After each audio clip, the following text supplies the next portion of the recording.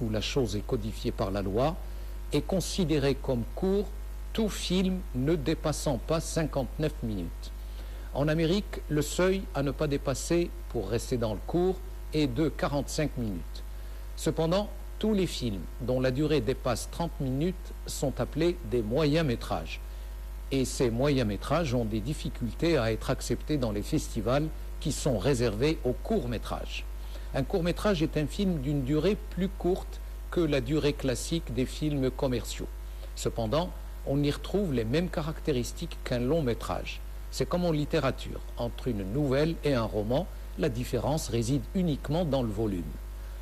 Peu, pour ne pas dire pas du tout, répandu dans le circuit de distribution classique, le court-métrage profite tout de même d'un grand intérêt dans les festivals. Et à ce propos, signalons que le court-métrage marocain sera à l'honneur le mois prochain au Festival international de Clermont-Ferrand en France, festival qui présentera une trentaine de films retraçant la production de 3 générations de cinéastes marocains. Entendez par 30 films, 30 courts-métrages.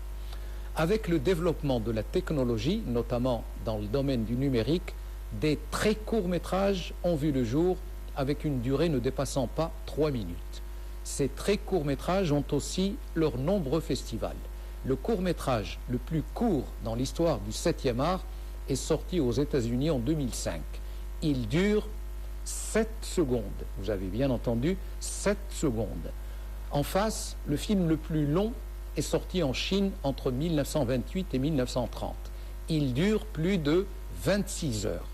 En deuxième position, on trouve un film français de 1996, durée 24 heures, et au troisième podium des films les plus longs, le Canada, le Japon, la Finlande, la Norvège et la Nouvelle-Zélande, avec un film de 15 heures pour chaque pays.